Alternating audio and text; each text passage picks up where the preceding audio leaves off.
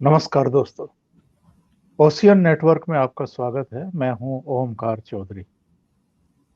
2 दिन बाद 20 जनवरी को नए राष्ट्रपति जो बाइडेन और उनका प्रशासन अमेरिका की बागडोर संभालने जा रहा है।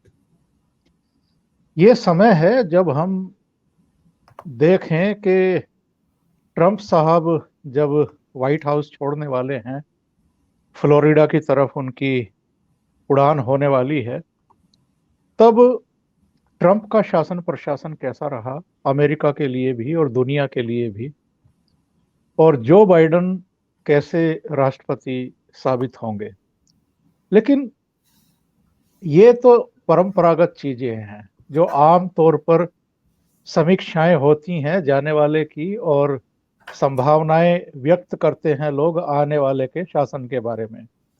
हम आज थोड़ा सा इसके इतर चर्चा करना चाहेंगे, और ये चर्चा है कि क्या डोनाल्ड ट्रंप को खलनायक साबित करने की कोशिशें हुई हैं? जितनी बदनामी उनको अंतिम समय में मिली है, क्या वो वाकई उसके पात्र थे, या ज्यादा सम्मानजनक तरीके से उनको विदा किया जा सकता था? उन्होंने जो सवाल उठाए, उनके जो विचार थे, वो अपनी जगह हैं, लेकिन ओवरऑल जब हम देखते हैं तो उन्होंने अपने 4 साल के कार्यकाल में अमेरिका के खिलाफ कोई काम किया हो ऐसा लगता नहीं है। पर हमने देखा है कि कुछ घटनाएं ऐसी घटी हैं पिछले 1 सवा साल में, 1.5 साल में, जिनकी वजह से ट्रंप को निशाने पर ही नहीं लिया गया, बल्कि उनको बदनाम करने की एक पूरी मुहिम चलाई गई। कैसा रहा है ट्रंप साहब का कार्यकाल, ये लास्ट का 1 डेढ़ साल का? और ये जो मुहिम चलाई गई, चाहे ब्लैक लाइव्स मैटर्स वाला मसला हो, या कैपिटल बिल्डिंग पर जो कुछ हुआ पिछले दिनों, उसको लेकर के भी जिस तरीके से निशाने साधे गए ट्रंप पर, क्या कुछ अतिरेकपूर्ण थे? क्या वाकई ट्रंप खलनायक हैं? इन सब मसलों पर चर्चा करने के लिए, और जो बाइडेन शासन प्रशासन से जो लोगों की उम्मीदें हैं, अमेरिका में इस समय जो माहौल है, उस पर चर्चा करने के लिए अमेरिका से ही मेरे साथ जुड़े हुए हैं जाने माने चिकित्सक और अमेरिकी मामलों पर भी नज़र रखने वाले, और भारत के तो वो नागरिक हैं ही, भारत के तो वो यहाँ तो जन्मे ही हैं, तो भारत के बारे में भी बहुत अच्छे तरीके से जानते हैं, अमेरिका के बारे में भी बहुत अच्छे तरीके से जानते हैं। डॉक्टर मुनीर सरायजादा। मुनीर जी, आपका स्वागत है। नमस्ते। मुनीर जी, सबसे पहला सवाल तो यही है कि क्या ट्रंप शासन को बदनाम करने की एक साजिश रची गई?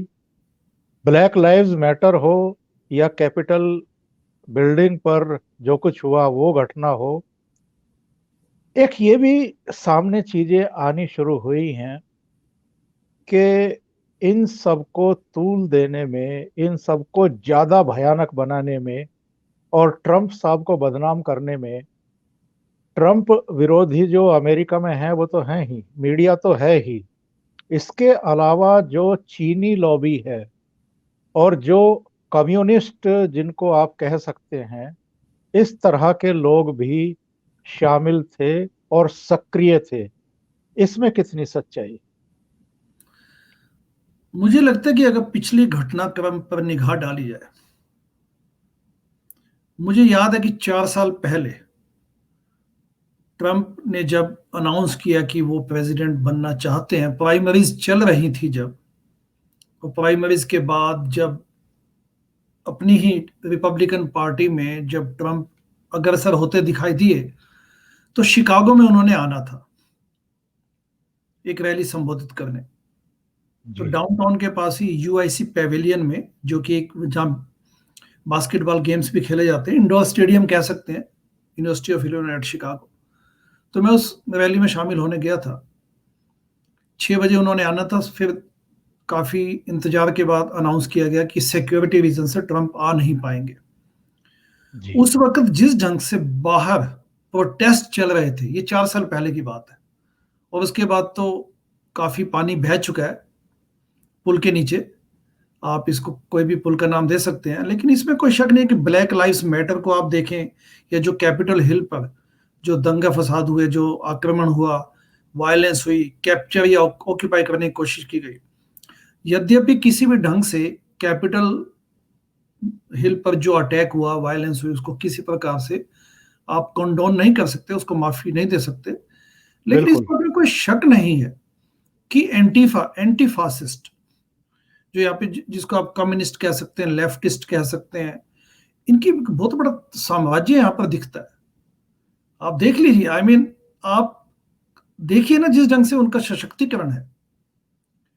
भारत के खिलाफ देख लीजिए, भारत के खिलाफ anti CAA protest municipality level पर,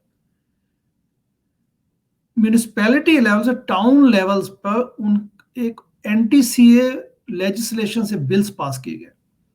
शिकागो में इसकी कोशिश की जा रही है। Chicago municipality, Chicago city of Chicago काम क्या है? सफाई करना, सड़कें नाली साफ करना, और बेसिक व्यवस्था ट्रांसपोर्ट की। यहां पर पूरी लॉबी बनी हुई है, और अभी तक वो बैठे नहीं है चुप। और अब तो डेमोक्रेट्स आ चुके हैं पावर में, बाइडेन साहब, अब सब तो उनको बूस्ट मिला है। तो कहने का मतलब है कि ठीक है, ऑर्गेनाइज्ड वे में नहीं दिखता, बट आप देखिए जिस ढंग से उन्होंने किया है, तो इसमें कोई संदेह नहीं है। उसके अलावा ये देखिए कि मेरा ये मानना है कि यूएस डेमोक्रेसी पिछले 20 सालों में बहुत पोलराइज हो चुकी है। लोग पार्टी के नाम पर इतने बढ़ चुके हैं, रिपब्लिकन वर्सेस डेमोक्रेट्स, कि जो बाई पार्टीजनशिप का एक जमाना होता था, बाई पार्टीजनशिप की एक कल्चर होती थी, वो तो वैनिश हो चुकी है। अब देखिए ना, ट्रंप को सेकंड बार इंपीच किया गया हाउस में, जो कि जिसमें कि उनको इंपीच कर भी दिया गया। नैन्सी पेलोसी जो स्पीकर हैं, उन्होंने वहां पर थ्रेट किया, क्योंकि जो जिस दिन कैपिटल हिल पे सदन चल रहा था, तो उस दिन बेसिकली इलेक्टर्स को अप्रूव करना था, यानी कि प्रेसिडेंसी पर स्टैंप लगाना था, बाइडेन की प्रेसिडेंसी पर स्टैंप लगाना था, इलेक्टर्स की गणना की जानी थी। ठीक है। अब उसमें ये देखिए कि उसमें नेचुरली कई रिपब्लिकन्स ने स्टैंड लिया कि नहीं, हम इन इलेक्टर्स को, इन पर्टिकुलर स्टेट्स के इलेक्टर्स को खारिज करते, रिजेक्ट करना चाहते हैं, और इस पर डिस्कशन हो। तो क्योंकि वायलेंस हो गई, तो नैन्सी पेलोसी कहती है कि जिन रिपब्लिकन्स ने ऐसी भी कोई स्टेटमेंट्स दी हैं, उनके खिलाफ भी एक्शन होगा, यानी कि गुंडागर्दी। आप ये देखिए कि जनता का चुना हुआ प्रतिनिधि सदन में अपनी बात भी नहीं रख पाएगा, इस ढंग की धमकी नैन्सी पेलोसी ने दी। और उसमें यद्यपि सीनेट ट्रंप को इंपीच कर दिया गया सेकंड टाइम, लेकिन सिर्फ 10 रिपब्लिकन्स ने सपोर्ट किया उसे। लगभग 180 रिपब्लिकन्स ने तब भी उनके पक्ष में ट्रंप की इंपीचमेंट के सपोर्ट में समर्थन नहीं दिया। अब 19 तारीख को फिर से सदन खुलेगा, और सेनेट, यानी कि जो कांग्रेस का दूसरा हिस्सा है, जिसमें कि 100 सेनेटर्स, क्योंकि यूएसए में 100 सेनेटर्स आते हैं, प्रत्येक स्टेट से 2 सेनेटर्स। तो हाउस के जो मेजोरिटी लीडर है मिच मैकोनेल, जो कि रिपब्लिकन है, उन्होंने कहा कि 19 से पहले हम नहीं बुलाएंगे सदन को। लेकिन वो तो अलग बात है, उनके ट्रंप के जाने के बावजूद भी, क्योंकि बाइडेन साहब 20 को प्रेसिडेंट बन जाएंगे, 20 जनवरी को, तो impeachment can still go on, and इनको इंपीच किया जा सकता है। इसमें 2 बातें बड़ी ध्यान देने वाली हैं कि जो सेनेट में, जो कांग्रेस के सेनेट हिस्से में जो इंपीचमेंट है, उसमें 67 सीट्स चाहिए, यानी कि 2/3 बहुमत चाहिए। नेचुरली बिल्कुल। इसमें तो 50-50 है, डेमोक्रेट्स भी 50 है एंड रिपब्लिकन्स भी 50 है। जॉर्जिया के इलेक्शंस के बाद ये हुआ। तो यानी कि 17 रिपब्लिकन्स को अभी भी डेमोक्रेट्स के साथ मिलकर वोट देना पड़ेगा, तब ये इंपीच माने जाएंगे। लेकिन अगर 51 लोग, जो कि जिसकी संभावना बहुत ज्यादा है, 51 लोग अगर वोट दे देते हैं, तो ट्रंप को आगे से किसी भी प्रकार से कोई पब्लिक ऑफिस होल्ड करने से इनको रोक पाएंगे ये लोग। तो ये इनकी मंशा है, देखते हैं क्या होता है। और यही बात ये शो करने के लिए काफी है कि ट्रंप का जो 4 साल का शासन प्रशासन रहा है, चीन विरोधी जो उनका एक स्टैंड रहा है, जो सख्ती उन्होंने दिखाई थी कोरोना वायरस के फैलाव को लेकर के भी, जो वुहान से शुरू हुआ था, और चाहे अमेरिकन और चाइना के बीच में ट्रेड का जो एक वार सिचुएशन क्रिएट हो गई थी, उसको लेकर के भी जो ट्रंप शासन प्रशासन का रुख था चीन की आक्रामकता के खिलाफ, चीन जिस तरह के तौर तरीके अपनाता है, तो कहीं ये बाउंस बैक हो रहा है दूसरे तरीके से कि जो चीनी लॉबी है, जो लेफ्ट है, जो कम्युनिस्ट हैं, और जो दूसरे तबके हैं अमेरिका में, और जो उनके सिंपैथाइजर आप कह सकते हैं, वो सब सक्रिय हो गए हैं कि किसी भी तरीके से डोनाल्ड ट्रंप को 2024 में वापसी नहीं करने देनी है। देखिए, डोनाल्ड ट्रंप तो अगर इम्पीच हो जाते हैं तो वो तो वैसे भी चुनाव नहीं लड़ पाएंगे। और एक जनरल माहौल इस वक्त ये कि ट्रंप काफी बदनाम हुए, लेकिन इनको वोट काफी मिले थे। ये तो यद्यपि बाइडेन जीत गए, लेकिन वोटों में इनकी कमी नहीं थी। ये तो वही कही कि 51-49 में 51 वाला जीता माना जाएगा, लेकिन 49% लोग तो अभी भी दूसरे कैंडिडेट के साथ खड़े हैं। तो ट्रंप ने काफी अपनी पॉपुलैरिटी में को अपने बनाए रखा है, इसमें कोई शक नहीं है। लेकिन बाइडेन, देखिए, चाइना की एक्सपेंशनिस्ट नीति का सबसे बड़ा अगर आपको एग्जांपल देखना तो भारत है, ठीक है ना, जो अपना पड़ोसी देश होने के नाते आप देख सकते हैं जब पूरी दुनिया कोविड से जूझ रही थी और जब मई में बर्फ पिघली तो भारत ने क्या पाया मई 2020 में कि भारत के लद्दाख साइड से भारत के सीमा पर चीन अंदर घुस आया है, और जिसकी वजह से एक माहौल पैदा हुआ, जो एक ट्रस्ट था वो टूटा। और इसमें मैं तो यही कहूंगा कि जो विशेषज्ञों की मानना है कि मोदी ने भी नेहरू की तरह चाइना पर विश्वास किया कि हाँ, चलो शुरू में। हाँ, कि इनको पैसिफाई किए रखो, चाइना को इस बहाने ये एक अच्छा दोस्त बन जाएगा, साथ में इस बहाने हम पाकिस्तान को भी कंट्रोल कर पाएंगे। लेकिन एक हिसाब से आप कह सकते हैं अच्छा हुआ कि चाइना ने जो एक प्रकार से सीमा में घुसपैठ की, तो भारत को सबक मिला, भारत ने अपनी पूरी नीति को बदला। और अब पिछले 6 महीने में भारत ने जिस किस्म के कदम लिए हैं वो अच्छी बात है। लेकिन इसमें बात में कोई शक नहीं है कि ट्रंप ने चाइना को कंटेन करने के लिए बहुत अच्छे कड़े कदम उठाए। वो चाइनीज वायरस बोल बोल कर उन्होंने उनको कम से कम पॉलिटिकली उनको पकड़ने की कोशिश की। उसके अलावा चाइना पे ट्रेड बैरियर्स जो लगाए वो आज भी लागू हैं, क्योंकि अभी बाइडेन अभी आए नहीं है, वो किया। उसके अलावा देखिए, आपने माइक पेंस जो वाइस प्रेसिडेंट ट्रंप के एडमिनिस्ट्रेशन में, उनकी एक स्टेटमेंट आ जाई है। उन्होंने आग्रह किया है बाइडेन साहब से कि जिस ढंग से ट्रंप एडमिनिस्ट्रेशन ने चाइना को के एग्रेसिवनेस के चैलेंज को फेस किया, तो हमें आशा कि आप भी उसी रास्ते को अपनाएंगे, और जो हमने एक रास्ता सेट किया, you will stay the course. तो ये बड़ी महत्वपूर्ण बात है। देखिए, बाइडेन यद्यपि मंजे हुए पॉलिटिशियन है, राजनेता है, उनको 50 सालों से ज्यादा का राजनीतिक अनुभव है, डिप्लोमेसी समझते हैं। लेकिन इस बात में कोई शक नहीं है कि Trump competition versus challenge, China को वो कॉम्पिटिटर मानेंगे कि उसको चैलेंजर मानेंगे कि एग्रेसर मानेंगे, ये बैलेंस कैसे बना पाएंगे, ये देखने वाली बात है। चाइना ने यूएसए में भी इन्फ्लुएंस और एक प्रकार से जिसको कहते हैं कि यहाँ पे इन्होंने अपने एकेडमिया में इन्होंने इन्फिल्ट्रेट किया, इसमें कोई शक नहीं है, और इनके सिंपैथाइजर जैसा आपने कहा बैठे हैं इसमें। लेकिन उसके अलावा देखिए, इसमें सिर्फ इनकी बात नहीं है कि वो लेफ्टिस्ट इन्फ्लुएंसर्स बैठे हैं, जो बिजनेस लॉबी है उसमें भी काफी लोग इस बात को चाहते हैं कि चाइना के साथ बिजनेस एज यूजुअल चलाया जाए, क्योंकि जो चाइना से सामान या माल मंगवा के या सामान बनवा के यहां पे बेचते हैं तो मुनाफा काफी है उसमें। तो बिजनेस लॉबी अभी भी चाहती है कि चलिए ठीक है जो भी है, लेकिन वो अपना प्रॉफिट देख रहे हैं इसमें। तो ये देखने वाली बात है कि चाइना को कैसे कंट्रोल करेंगे। लेकिन जब बाइडेन प्रेसिडेंट, लगभग तय हो गया कि बाइडेन प्रेसिडेंट बनेंगे, तो उन्होंने इमीडिएटली अपने एशियाई पार्टनर्स को फोन किया ठीक है ना, जैसे सियोल हो गया, ऑस्ट्रेलिया, जापान एंड भारतीय प्रधानमंत्री मोदी जी को भी। तो उनसे एक बल मिलता है कि शायद जो क्वाड, जो इंडो पैसिफिक एक बना था, एक लॉबी बनी थी, एक कॉरिडोर बना, उसके तहत चाइना को ये फेस कर पाएंगे। वो देखने वाली बात है। लेकिन इसमें कोई शक नहीं कि ट्रंप ने इंडो पैसिफिक कॉरिडोर के नाते इन सब देशों को इकट्ठा किया। और जो ये सब भारत में हुआ मई में, उसके बाद आपने देखा होगा कि नवंबर में इंडिया, ऑस्ट्रेलिया, जापान और यूएसए ने ज्वाइंट मिलिट्री एक्सरसाइजेस भी की, विच इज गुड। तो कहने का मतलब ये है कि कुल मिलाकर बाइडन, परसेप्शन ये है कि उतने स्ट्रॉन्ग चैलेंज चाइना की तरफ नहीं ले पाएंगे, ऐसा लगता है।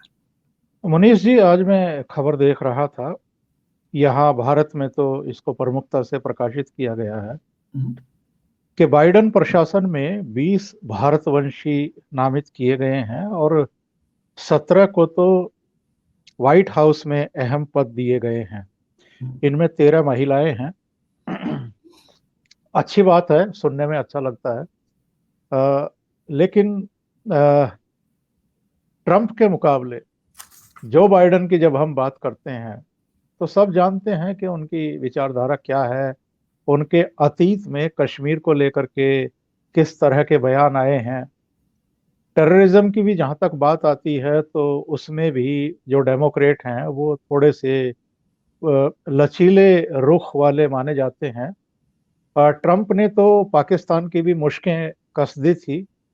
चीन के प्रति भी उसका आक्रामक रवैया था और इसलिए वो भारत में ज्यादा लोकप्रिय माने गए। जब ये सब चल रहा था, मुहिम चल रही थी, ट्रंप के बयान आ रहे थे कि बेईमानी हो रही है मतगणना में भी और दूसरे तमाम चीजों में भी, तब भी यहाँ उनको सपोर्ट करने वाले बहुत लोग थे। तो जो बाइडन परसों अमेरिका की कमान संभालने वाले हैं, ट्रंप के मुकाबले अगर हम भारत हितैषी के तौर पर देखें तो जो बाइडन कहाँ ठहरते हैं आपकी दृष्टि? देखिए, मुझे लगता है कि जो बाइडन एक बैलेंस्ड प्रेसिडेंट के रूप में, जहां तक भारत की संभावना है, एक बैलेंस्ड प्रेसिडेंट के रूप में उभरेंगे। पिछले 15-20 सालों में भारत के यूएसए के साथ संबंध वैसे भी अच्छे हुए हैं, क्योंकि चाइना को कंट्रोल करने के लिए यूएसए के लिए इंडिया एक बड़ा स्ट्रेटेजिक पार्टनर है, नंबर वन। दूसरा, भारत अपने लेवल पर दुनिया में उसकी शक्ति बढ़ी है, उसका एक रिस्पेक्ट भी बढ़ी है, उसने इकोनॉमिक डेवलपमेंट भी की है। एंड पिछले 10 सालों में कहेंगे आप, या पिछले मोदी जी के कार्यकाल में प्लस जो इनके करंट टर्म है, मोदी एक विश्वव्यापी स्ट्रॉन्ग लीडर के रूप में उभरे हैं, इसमें कोई शक नहीं है। तो वैसे भी जब अपन यहाँ इंडियन डायस्पोरा की बात करें तो इंडियन डायस्पोरा डेफिनेटली अब उनका महत्व बढ़ा है यहाँ पे, ठीक है, उस पर आएंगे अपन। तो कुल मिलाकर जो आपका प्रश्न है उसमें लगता है कि बाइडन भी एक बैलेंस्ड अप्रोच लेंगे। ट्रंप भारत हितैषी, भारत के मित्र के रूप में देखे जाते थे, लेकिन उन्होंने कई स्टेप्स लिए जो भारत के बिजनेस एंगल से अच्छे नहीं थे, ठीक है ना। H1B वीजा का एग्जांपल ले सकते हैं आप, ठीक है। तो आशा ये की जाएगी कि ट्रंप की मिस्टर बाइडन एक बैलेंस्ड प्रेसिडेंट के रूप में उभरेंगे। और वैसे भी चाइना की कांस्टेंट थ्रेट तो है ही, तो भारत और यूएसए के रिलेशंस तो इंप्रूव होने ही हैं। अगर ये अब हम इंडियन डायस्पोरा पर आए जी तो जी। अगर ये बड़ी एक इंटरेस्टिंग बात है देखने वाली कि हर चौथे साल जो इलेक्शन होते हैं या बीच में मिड टर्म इलेक्शंस भी होते हैं, तो पिछले 15-20 सालों पे आप निगाह डालें तो हर चौथे साल या हर दूसरे साल भारतीय मूल के लोगों के चुनाव लड़ने की जो परसेंटेज वो आगे बढ़ी है। इस वक्त यूएसए में लगभग 3 मिलियन यानी कि 30 लाख भारतीय लोग यहाँ पे रहते हैं। जी जी। भारतीय मूल के लोगों को देखा जाए, जैसे इंडो कैरेबियन कम्युनिटी को देखा जाए, तो लगभग 5 मिलियन लोग यहाँ पे हैं, भारतीय मूल के लोग। 1946 से पहले भारतीय लोग यहाँ पर इमिग्रेट नहीं हो सकते थे। 1946 में कानून बना तो हर वर्ष 100 लोग आ पाते थे, लेकिन 1965 में जब एशियाई लोगों पर यह पाबंदी हटी, यानी कि नॉन यूरोपियन लोग भी यूएसए में आ सके, वो 1965 में हुआ। तो उसके बाद ये फ्लड गेट्स खुले और पिछले 40 सालों में 1980 से लेके 2019 तक इंडियंस की परसेंटेज 13% बढ़ी है, 13 टाइम्स। जी जी एक शुभ संकेत है। फिर 1960-70 में जो आते थे लोग, वो टेक्नोक्रेट्स आते थे, इंजीनियर्स, डॉक्टर्स, पढ़े लिखे साइंटिस्ट लोग। अब क्योंकि यहाँ पर जो सेकंड जनरेशन यहाँ पर पैदा हुई है, तो नेचुरली उसमें सिर्फ डॉक्टर्स इंजीनियर्स ही नहीं बन रहे, बाकी चीजों में भी जाते हैं, arts, humanities, faculties, political science, और काफी लोग चुनाव भी लड़ते हैं। तो ये बड़ा अच्छा संकेत है। और डेमोक्रेट्स की तरफ वैसे भी भारतीयों का रुझान ज्यादा होता है। तो इसलिए जो ये आप देख रहे हैं 20 लोगों का, और इसमें सबसे अच्छी बात है कि 3 लोग नेशनल सिक्योरिटी काउंसिल में भी आ रहे हैं, 3 भारतीय मूल के लोग। तो हर दृष्टि से अच्छा है। और एक समोसा कॉकस भी बन चुका है, ठीक है ना, राजा कृष्णमूर्ति की भाषा में कहें तो ये सब शुभ संकेत है। क्योंकि क्या होता है कि ओंकार जी, एक बात तो तय है कि एक फैमिलियरिटी तो पैदा होती है कम से कम। अब ये जो 20 लोग चुने गए, उसमें से आई थिंक 16-17 लोग जो है कि व्हाइट हाउस कॉम्प्लेक्स में ही काम करेंगे। कोई असिस्टेंट प्रेस सेक्रेटरी है, कोई क्या है, तो इस ढंग के आप देखेंगे। तो यानी कि कहने को बोले कि जब वो भारत और भारतीयता की जब उनको एक फैमिलियरिटी बढ़ेगी, तो बिना बात के जो एक कंफ्यूजन या डाउट्स होते हैं, जो स्टीरियोटाइप्स होते हैं, वो हटते हैं। इस बात में तो कोई शक नहीं। और खबर आ रही है मुनीष जी कि बाइडन 7 मुस्लिम देशों पर लगे यात्रा प्रतिबंध हटाएंगे, पेरिस करार में लौटेंगे, और बहुत सारी खबरें आ रही हैं। तो ट्रंप के इतर अगर हम देखें तो जो बाइडन की नीतियों में किस तरह के बदलाव देखने को मिल सकते हैं, क्योंकि पेरिस करार से जब हटे थे ट्रंप, तब उनकी बड़ी आलोचना हुई थी कि जलवायु परिवर्तन के मुद्दे पर और पर्यावरण के मुद्दे पर क्या ट्रंप उतने सीरियस नहीं है जितना होना चाहिए था, और अमेरिका की जवाबदेही से वो कैसे भाग सकते हैं। बाकी सबका दायित्व अगर तय है तो अमेरिका कैसे अपने दायित्व से भाग सकता है। तो ऐसे कौन कौन से स्टेप्स की चर्चाएं इस समय वहां चल रही हैं जो बाइडन ले सकते हैं? देखिए, जो 7 मुस्लिम देशों पर प्रतिबंध हटाने की बात है, तो कोई आश्चर्य की बात नहीं है। आप डेमोक्रेटिक पार्टी को कांग्रेस का बहु रूप देख सकते हैं उसमें। अगर भारत में आप उसको इक्वेट करें, तो democratic party is like Congress, and Republican party is like Hindu majority जो भारत में भाजपा माना जाता है। तो वो प्रतिबिंब आप देख सकते हैं। दूसरा क्या है कि democratic party typically inclusive party मानी जाती है। तो इसमें बाकी लोग भी ज्यादा इंक्लूसिव, यानी कि पीपल ऑफ कलर, जो बाकी माइनॉरिटीज हैं, वो भी देखी जाती हैं। तो ये सब जो आपने एग्जाम्पल भी बताया, इसमें कोई आश्चर्य की बात नहीं। लेकिन अगर हम होम फ्रंट पे देखें, होम टर्फ पे देखें, तो बाइडेन के पास चैलेंज ये है कि वो अलग क्या करके दिखाएंगे। देखिए, हेल्थ केयर का इश्यू यहाँ पे हमेशा उठता है, इसमें कोई शक नहीं है। दूसरा एम्प्लॉयमेंट की बात होती है, इकोनॉमी की बात होती है। जैसे बर्नी सैंडर्स का नाम आता है, बर्नी सैंडर्स डेमोक्रेटिक पार्टी में भी सोशलिस्ट फ्रंट पर है, यानी कि सोशल डेमोक्रेट है, यानी कि वो एक्सट्रीम लेफ्टिस्ट वाली टेंडेंसी का कह सकते हैं। बाइडेन एक बैलेंस्ड डेमोक्रेट है, जो कि कंजर्वेटिव नहीं है तो बिल्कुल लेफ्ट लीनिंग भी नहीं है। आई थिंक इस एग्जांपल से हम समझ पाएंगे। यानी कि अगर बर्नी सैंडर्स का एग्जांपल का वश चले, तो वो कहे कि यूनिवर्सल हेल्थ केयर को आप बिल्कुल सबके लिए वो कर दीजिए। जैसे यहाँ पे क्या होता है कि 65 से ऊपर एज के जो लोग होते हैं, उनको मेडिकेयर मिलता है, और जो बिलो पॉवर्टी लाइन है, उनको मेडिकेड मिलता है। तो यानी कि इनको सरकार इनके लिए हॉस्पिटल तो नहीं खोलती, लेकिन सरकार इनको मुहैया करवाती है हेल्थ केयर इंश्योरेंस के माध्यम से। तो जो एक्सट्रीम लेफ्ट लॉबी है, वो ये कहती है कि बिल्कुल हेल्थ केयर सभी के लिए एक्सेसिबल होनी चाहिए। तो बाइडेन ऐसा कुछ नहीं करेंगे, लेकिन बाइडेन ने कहा कि ठीक है, मैं 65 साल से मेडिकेयर को 60 ईयर्स पे ले आऊंगा, लेकिन सभी के लिए बिल्कुल एक ही वे में मेडिकेयर अप्लाई कर दिया जाए, एलिजिबल हो, ऐसा नहीं होगा। तो एक तो ये हेल्थ केयर पे वो क्या करना चाहते हैं, उन्होंने उसको बाइडेन केयर का नाम दिया है, तो वो उसमें कुछ करना चाहते हैं। दूसरा क्या है कि जो बाइडेन के सामने चैलेंज अगला वही कि जो चाइना से भी संबंधित है, कि अल्टीमेटली यहाँ पर ये लोकल एम्प्लॉयमेंट को, लोकल इंडस्ट्री को कैसे बूस्ट करेंगे। उन्होंने ये बोला भी है, बाइडेन ने बोला भी कि चाइना को काउंटर एक्ट करने के लिए हम अपने यहाँ पे सेल्फ सफिशिएंसी बढ़ाएंगे। जैसे मेड इन इंडिया की बात उठती है तो यहाँ पे मेड इन अमेरिका की बात, ऐसा कुछ करें, बिल्ड बैक बेटर, यानी कि यहाँ पे हम अच्छी चीजें बनाए ताकि चाइना पे अपनी डिपेंडेंस कम हो। जी जी। बाकी एनवायरनमेंट पे तो आपने रेफरेंस दिया ही है। बाकी बाइडेन ने ये भी बोला कि मैं बाकी जो हमारे साथी हैं इंटरनेशनल लेवल पे, उनके साथ कोऑपरेशन करूंगा, क्योंकि आपने देखा हो कि यूरोपियन यूनियन, नाटो, इन सबको ट्रंप ने काफी एंटागोनाइज किया था। तो अपेक्षा तो ये है कि सबको लेके साथ चलेंगे, कोalitions में विश्वास है इनका, लेकिन देखते हैं क्या कर पाते हैं बाइडेन, क्योंकि अल्टीमेटली काफी चीजें सेनेट में डिसाइड होंगी। सेनेट वही 50-50 वाली सिचुएशन है, तो कितना ये अपने कांग्रेस से काम करवा पाते हैं बाइडेन, ये देखने वाली बात है।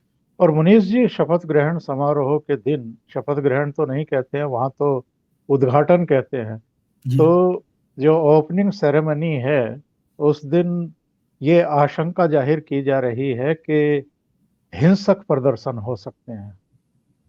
और वाशिंगटन की बात करें तो 25,000 से ज्यादा नेशनल गार्ड्स तैनात किए जा रहे हैं। जी। सभी 50 राज्यों में अलर्ट जारी किया गया है। किस तरह की आशंका है, और क्या ये एक अगेन अनहोनी नहीं होगी कि इस तरह की चीजें ना हो, इनको टाला जाना चाहिए? देखिए, वाइस प्रेसिडेंट ने तो अनाउंस कर दिया, उन्होंने कह दिया कि कमला हैरिस को उन्होंने फोन करके बधाई भी दी, तो उन्होंने तो अपना रास्ता तय कर दिया कि ठीक है, अब अगला जो एडमिनिस्ट्रेशन है उनका इनॉग्रेशन या उद्घाटन होना चाहिए। प्रेसिडेंट ट्रंप ने अभी भी अपनी बात पे कायम है कि वो उनका स्वागत नहीं करेंगे, प्रेसिडेंट बाइडेन का, एंड बुधवार सुबह शायद वो वहां से निकल लेंगे व्हाइट हाउस से, ठीक है। लेकिन आई थिंक वो मिलिट्री बेस में जाके कुछ मिलिट्री सैल्यूट लेना चाहेंगे। अब उनकी योजनाएं बदल भी सकती हैं, मिलिट्री सैल्यूट लेके अपनी प्रेसिडेंसी के रुतबे को वो अपना कायम रखना चाहते हैं कि उसी शान शौकत से वो निकले वहां से। उनका विरोध अभी भी जारी है। उसके अलावा जो वाशिंगटन डीसी की जो मेयर है, वाशिंगटन डीसी भी जैसे भारत में दिल्ली एक स्टेट कैपिटल है, यानी कि अलग राज्य का दर्जा नहीं है संपूर्ण राज्य का, तो वाशिंगटन डीसी की भी वही हालत है, इट्स अ स्टेट कैपिटल। काफी चीजें फेडरल गवर्नमेंट कंट्रोल करती है। तो यहाँ की मेयर ने बोला है कि लोग मत आए यहाँ पे। ये सेरेमनी नेचुरली काफी मतलब डायलूटेड वे में होगी, लोग नहीं आ पाएंगे। 25,000 नेशनल गार्ड्स बिल्कुल तय कर दिए गए हैं। और सबसे इंपॉर्टेंट बात है कि कैपिटल हिल पे जो वायलेंस हुई, जो ऑक्यूपाई करने की कोशिश की, जैसे उसके बाद खुलासे डिटेल्स आ रही हैं, तो उसमें लगता है कि काफी बड़े लेवल पर उनकी योजनाएं थी कि उस दिन लोगों को, सेनेटर्स को या कांग्रेसमैन को कुछ किया जाए उनके साथ, और ट्रंप के जो चुनाव की जो हार है उसको जीत में बदला जाए, ऐसी कुछ मंशाएं दिख रही हैं। तो देखते हैं उसमें क्या होता है। लेकिन इस बात में, और ये भी एक संभावना व्यक्त की गई कि उस दिन एक्सप्लोजिव्स भी हो सकते हैं, कुछ ऐसा। तो आई थिंक बिल्कुल वायलेंस और ये सब हो सकता है, इसमें कोई शक नहीं है, और इसके लिए पूरी अलर्टनेस यहाँ पे है। डॉक्टर मुनीश रायजादा, आप अमेरिका से जुड़े, और परसों जो नए राष्ट्रपति वहाँ अमेरिका की कमान संभालने वाले हैं, उसके नेपथ्य की तमाम घटनाएं, जो उनके शासन प्रशासन से उम्मीदें हैं, और ट्रंप साहब जो कि विदाई ले रहे हैं, तो उनका शासन कैसा रहा, उसका आपने विस्तार से उल्लेख किया है। बहुत अच्छा तो ये होता कि ट्रंप साहब के सामने के अगेंस्ट सेकंड महाअभियोग नहीं लाया जाता। कम से कम अमेरिका के हित में उन्होंने पिछले 4 साल में जो काम किए हैं उसके प्रति एक सम्मान व्यक्त किया जाना चाहिए था।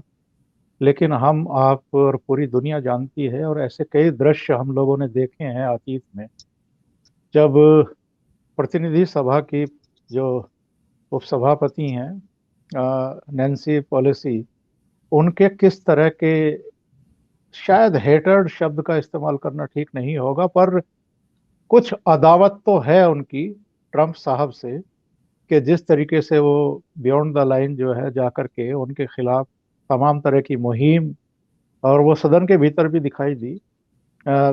कई बार ऐसे उदाहरण भी देखने को मिले हैं जब महीनों महीनों महाभियोग प्रस्ताव पर चर्चा नहीं होती है या उनको टाला जाता रहा है, लेकिन ये 1 हफ्ते के भीतर उन्होंने सारा कुछ मैनेज करके एक ऐसी व्यवस्था कर दी कि दूसरा महाभियोग उनके खिलाफ लाया जाए और उसको स्वीकृति भी दिला दी जाए। तो ये ट्रंप शायद इससे ज्यादा सम्मान के अधिकारी थे, लेकिन जो हुआ वो हम सबके सामने है। तो मनीष जी, आप जुड़े, बहुत बहुत धन्यवाद आपका, बहुत बहुत धन्यवाद। Thank you Omkar ji.